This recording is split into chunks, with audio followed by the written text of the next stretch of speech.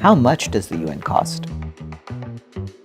It costs about $3 billion to run the United Nations, and that's roughly 1/10 of the cost of the global market for potato chips. When you divide that amongst the 8 billion people of the world, you have a cost of a little bit less than 40 cents per person per year that the UN operates. And if you add up all of those expenses, regular budget and peacekeeping together, the annual cost on average for every person on the world is about $1.25 per person. So it's about as much as, say, a bag of chips, although chips are actually slightly more expensive than that and slightly worse for you. Where does the United Nations get its money? The United Nations gets its money basically from all of the countries. There's 193 countries in the United Nations. Some of them will pay a little bit more, some of them pay a little bit less. Who sets the amount each country pays? The member states agree on what the percentage each country pays should be, based on a complex formula that includes the size of each country's economy and the size and the responsibilities of the country. You range from a high of 22% for the United States, which pays the most, to a low of 0.001% for the smallest countries. What happens if a country doesn't pay? If a country doesn't pay what it owes the UN for the equivalent of its past 2 years of debt, then it will lose its vote in the General Assembly. Countries try to avoid that, so a lot of them will try to make sure that however much they owe, it will be less than 2 years worth of debt. So, what is the money for? The Secretariat is the main body of the United Nations. It includes the staff who work on things ranging from diplomacy to human rights to the rule of law worldwide to all the humanitarian and peacekeeping work that we do. How does the UN prevent fraud and waste? The United Nations has many ways of having oversight over their money to make sure that none of it is wasted.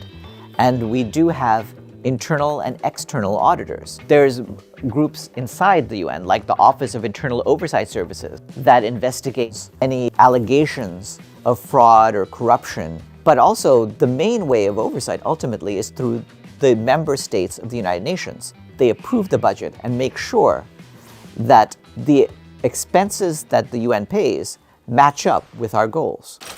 What's the cost of humanitarian operations?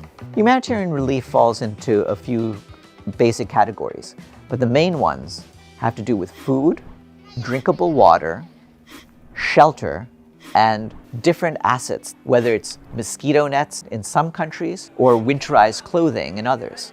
In 2021, we asked for $3.77 billion to help 174 million people in 60 countries. That was crucial life-saving aid, and yet even so, we got basically a little bit less than half of that. We have to appeals where only 30% of our expenses are met, or only 20% of our expenses are met. It really depends. Some of the crises that get the most attention worldwide, we get all of the money we're asking for. But others, in countries that are less in the news daily, get much, much less. We don't see humanitarian aid as simply an expenditure. It's an investment in people, and ultimately, it's much less than the cost of giving up on people. How does this all fit in with UNICEF, the World Health Organization, and other entities? The United Nations also comprises a vast range of agencies, funds, and programs. They deal with all kinds of special issues, from the concerns of children, women, people with AIDS, with atomic energy, our postal transactions, civil aviation. So there's a wide variety of them, and each one has their own budget and their own board of directors. How does the cost of peace compare to the price of war? Certainly, there's trillions of dollars that are spent on the war machines of the world. UN peacekeepers, as many of them as there are, add up to 0.3% of the world's military expenditures. The other 99.7% comes from different member states. The war machines of the world build weapons that are used to kill people. The loss of human life deprives us all.